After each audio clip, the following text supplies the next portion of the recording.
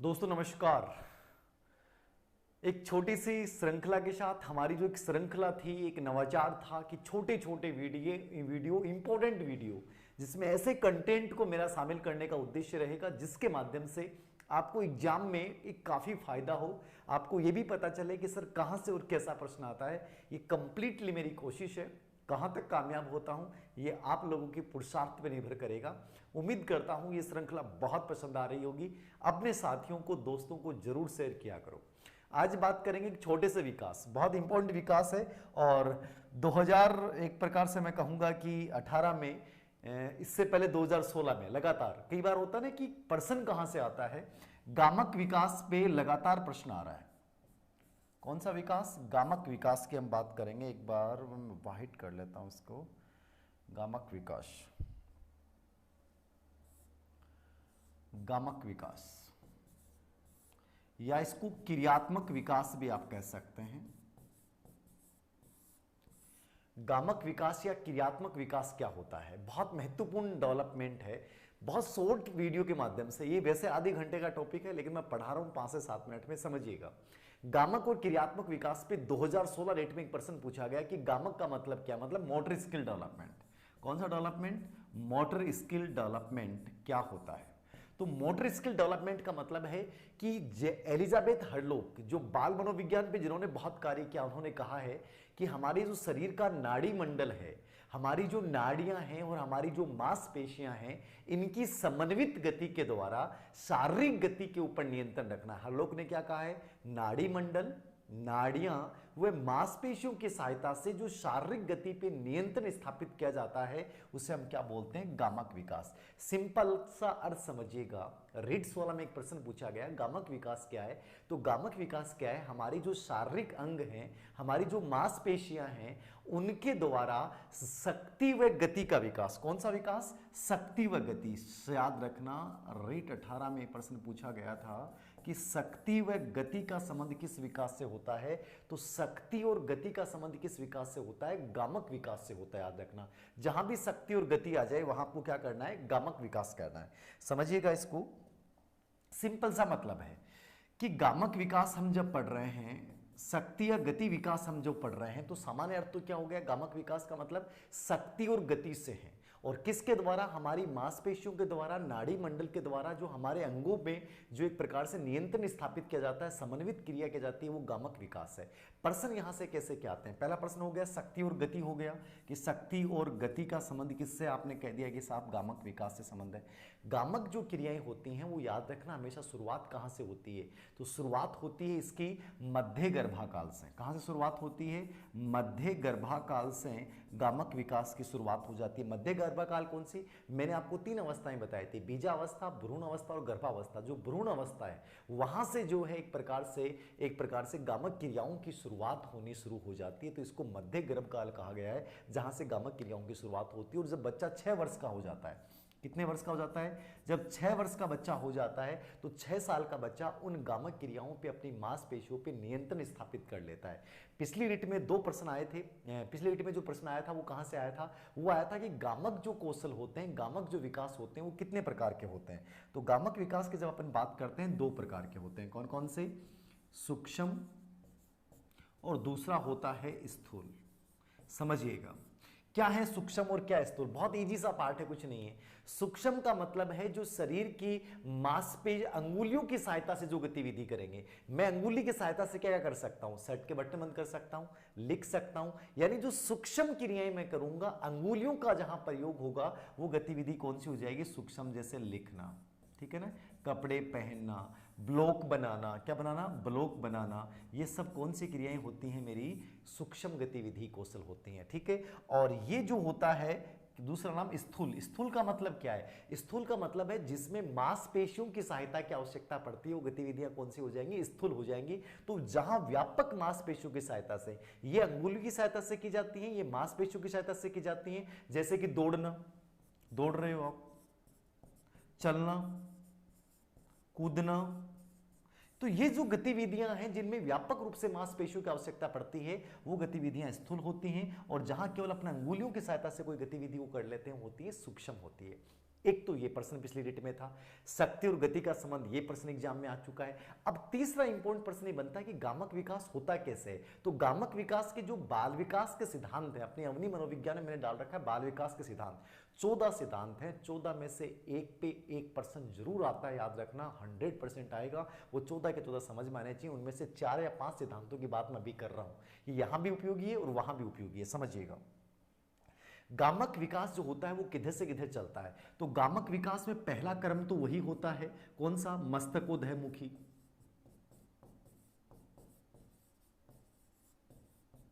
मस्तकोदयमुखी का मतलब क्या है, सिफेलोकेडुल।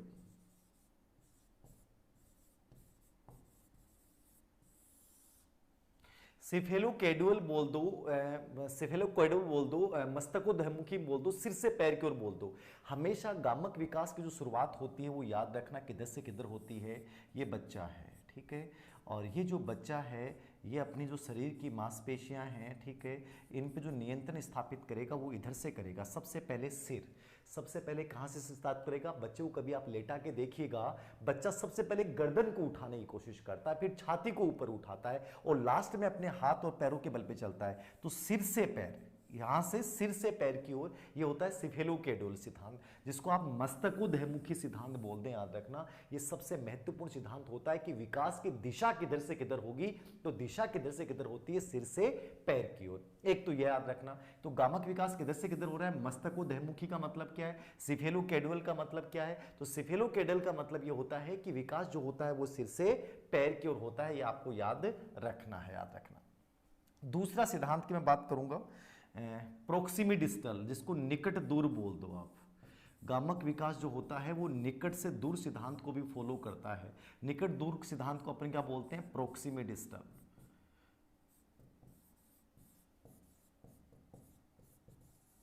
प्रोक्सिमी डिस्टल क्या है, निकट से दूर क्या है, इसको केंद्र से दूर भी बोल दो, भीतर से बाहर भी बोल दो। ये सिद्धांत ये कहता है कि कोई भी बच्चा है उसका जो विकास होता है, याद रखना, वो उसके सेंटर से शुरू होता है। सेंटर मतलब हमारी नाभि, हमारा पेट, ठीक है। हमारी सबसे पहले हड्डियों का जो विकास होता है, और बच्चा सबसे पहले अपने जिन हड्डियों का विकास करता है वो पेट की हड्डियों का विकास होता है। बाद में जो है इसके भुजाओं की हड्डियों का विकास और लास्ट में इसके पैरों की हड्डियों का विकास। यानी कि केंद्र से दूर की ओर, निकट से दूर की ओर, भीतर से बाहर की ओर। ये गामक विकास भी, क्रियात्मक विकास भी हमेशा इसी रूल को फॉलो करेगा। यानी कि सेंटर जो है हमारा, हमारी जो नाभि है, हमारा जो पेट है, यहां से सबसे पहले हड्डियों का विकास, रीढ़ की हड्डी का सबसे पहले विकास, फिर आपकी भुजाओं की हड्डियों का विकास और लास्ट में आपके हाथ पैर की हड्डियों का विकास होता है। तो ये जो है एक प्रकार से क्या बोलेंगे इसको, सिफेलोकेडुअल, ठीक है ना, इस प्रकार से। और उसमें हो रहा था सीधा, वो होता है अपना सिफेलोकेडुअल का मतलब क्या होता है, सिर से पैर की ओर, और प्रोक्सिमी डिस्टल का मतलब क्या होता है, केंद्र से दूर की ओर। दोनों सिद्धांत किसमें फॉलो होते हैं, बाल विकास के सभी विकास में भी होते हैं, और स्पेशली शारीरिक विकास जो होता है वो इन दोनों के अकॉर्डिंग होता है। तीसरा सिद्धांत इसमें आता है स्थूल से सूक्ष्म की ओर। कई बच्चे पूछते हैं, सीटेट में आया हुआ प्रश्न है कि जो गामक विकास होगा वो किधर से किधर होगा, स्थूल से सूक्ष्म की ओर होगा। कभी भी देखना, स्थूल से सूक्ष्म की ओर का मतलब क्या है, बच्चा शुरुआत में अपनी व्यापक मांसपेशियों का प्रयोग करता है और लास्ट में वो अंगुलियों की सहायता से कोई चीज को करेगा। शुरुआत में व्यापक मांसपेशियां पूरे शरीर को हिलाएगा, ठीक है ना, उसको पता नहीं है, पूरा शरीर एक साथ हिलेगा, और लास्ट में क्या करता है, वो छोटी छोटी क्रियाएं यानी अंगुलियों की सहायता भी कोई चीज को पकड़ता है। तो पहले पूरे शरीर में हलचल यानी शुरुआत में जो विकास होता है वो हमारी बड़ी मांसपेशियों का होता है, फिर बड़ी मांसपेशियों से बच्चा छोटी मांसपेशियों का प्रयोग करता है। इसको अपन बोलते हैं स्थूल से सूक्ष्म की ओर। तो बड़ी मांसपेशी से छोटी मांसपेशी की ओर बोल दो, चाहे स्थूल से सूक्ष्म की ओर बोल दो। ये याद रखना, सीटेट में आया प्रश्न है कि गामक विकास किधर से किधर चलेगा, स्थूल से सूक्ष्म की ओर। चौथा सिद्धांत आता है, गामक विकास की अपन बात करते हैं, सामान्य से विशिष्ट की ओर। यहां बहुत बच्चों में बहुत कंफ्यूज है कि सर गामक विकास हो या नॉर्मली विकास हो, ये सामान्य से विशिष्ट होता है या विशिष्ट से सामान्य होता है। देखिए, केवल एक विकास, नैतिक विकास जो होता है वो विशिष्ट से सामान्य की ओर होता है। बाकी जितने भी विकास हैं, चाहे वो गामक विकास है चाहे क्रियात्मक विकास है, वो हमेशा क्या होगा, सामान्य से विशिष्ट। सामान्य से विशिष्ट का मतलब क्या है, समझ लीजिए। सामान्य से विशिष्ट ये होता है कि कभी बच्चे को देखना, ये सब चीजें आपके आसपास के लोगों में हैं, आपके बच्चों में मिलेंगी। देखना आप कि बच्चे की तरफ आप कोई खिलौना करते हो, छोटा सा बच्चा होता है 6 महीने का, 7 महीने का, 8 महीने का, 1 साल का, तो वो खिलौने को इतना पकड़ना नहीं जानता है, तो वो क्या करता है, खिलौना आपने रख दिया तो उस खिलौने पे पूरा पड़ जाएगा जाके, जबकि होना क्या चाहिए था, उसको अंगुली से पकड़ना चाहिए था, लेकिन वो सामान्य क्रिया कर रहा है, उस खिलौने पे जाके पड़ गया। इस सामान्य से विशिष्ट की ओर है। बच्चा शुरुआत में वो क्रियाएं करेगा कि बच्चा सभी को अपना पापा बोल देता है, वो सामान्य क्रिया है, लेकिन जब बच्चा अपने ही पापा को केवल पापा बोलेगा, ये कौन सी क्रिया है, विशिष्ट क्रिया है, याद रखना। तो विकास हमेशा जो होता है, गामक विकास जो होता है, वो कौन से रूल की ओर होता है, सामान्य से विशिष्ट। तो यहां तक कितने नियमों की बात कर ली, प्रोक्सिमी डिस्टल केंद्र से दूर की ओर, सिफेलोकेडवल मतलब मस्तकोदयमुखी सिद्धांत, तीसरा अपने स्थूल से सूक्ष्म की ओर, चौथा क्या हो गया, सामान्य से विशिष्ट की ओर, कि बच्चा शुरुआत में सामान्य क्रिया करेगा, यानी वो सभी को पापा बोल देता है, लेकिन जब वो थोड़ा सा समझदार होता है, उसको पता चलता है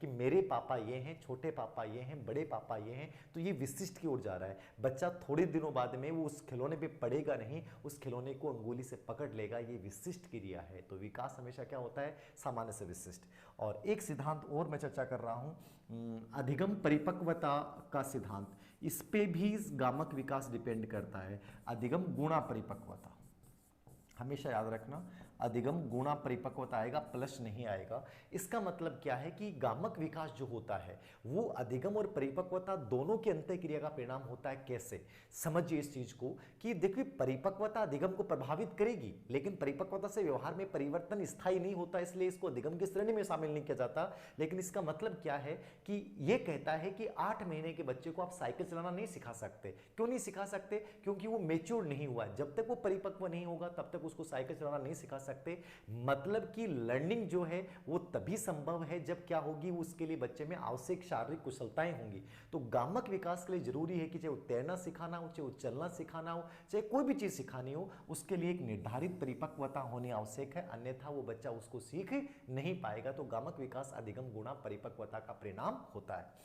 एक सिद्धांत और अपन चर्चा करेंगे, गामक विकास की बात कर रहा हूं अभी मैं, सामान्य सिद्धांतों की बात नहीं कर रहा, बाकी ये सामान्य सिद्धांत भी यही होते हैं। भविष्यवाणी का सिद्धांत या पूर्व अनुमेय का सिद्धांत, इसमें बहुत बड़ा कंफ्यूजन रहता है कि सर गामक विकास की क्या भविष्यवाणी की जा सकती है? निश्चित रूप से पूर्व अनुमेय किया जा सकता है, ये सेकंड ग्रेड में आ चुका है, स्कूल लेक्चर में आ चुका है। गामक विकास जो होता है कि कौन से वर्ष में बच्चे में कौन से लक्षण प्रकट होंगे, कि भाई 15 महीने का बच्चा जो है वो चलना शुरू कर देगा, 3 साल का बच्चा जो है वो सीढ़ी पे चढ़ना शुरू करेगा, 4 साल का सीढ़ी से उतरना शुरू कर देगा, 6 साल का बच्चा रस्सी पे कूदना शुरू कर देगा। ये संभावनाएं होती हैं कि इतनी साल का बच्चा ये क्रियाएं करेगा, 8 साल का बच्चा तैरना शुरू कर देगा, 8 साल का बच्चा बाईसाइकिल चलाना शुरू कर देगा। तो हम भविष्यवाणी करते हैं कि इस वर्ष में बच्चे में ये लक्षण प्रकट होने चाहिए, या बच्चा ये व्यवहार करेगा, या ये बच्चा ये गामक क्रिया करेगा। इसको अपन क्या बोलते हैं, पूर्व अनुमेय का सिद्धांत या भविष्यवाणी का सिद्धांत। तो ये सामान्य विकास सिद्धांत भी है और गामक विकास का भी है। और एक अंतिम बात याद रखिएगा, गामक विकास जो है वो व्यक्तिगत भिन्नताओं का भी परिणाम होता है, कि कोई भी 2 बच्चे समान गामक क्रिया नहीं करते हैं, उनकी हर गामक क्रिया में कोई ना कोई डिफरेंस पाया जाता है। कि रीना नाम की बालिका है वो जल्दी चलना सीख जाती है, जबकि एक अंशुल नाम की बालिका है वो नहीं सीख पाती है। तो कहीं ना कहीं क्या है, ये व्यक्तिगत भिन्नताओं का भी परिणाम गामक विकास से पड़ता है। तो ये गामक विकास की विशिष्ट बातें कौन कौन सी याद रखनी है, सूक्ष्म जहां अंगुली की सहायता से, स्थूल जहां मांसपेशियों की सहायता से। गामक विकास शुरुआत कहां, मध्य गर्भकाल, बच्चा मांसपेशियों पे नियंत्रण कब, 6 साल का। गामक विकास में किन नियमों को फॉलो किया जाता है, इन सभी नियमों को याद रखना है। गामक विकास का तात्पर्य क्या, शक्ति और गति का विकास किसकी सहायता से, मांसपेशी और नाड़ी मंडल की सहायता से। ये गामक विकास था। इसकी वो बातें बताई हैं मैंने जो एग्जाम में लगातार आ रही हैं, सब कुछ नहीं पढ़ाया है क्योंकि बहुत बड़ा है। धन्यवाद, उम्मीद करता हूं आपको ये समझ में आया होगा। Thank you very much.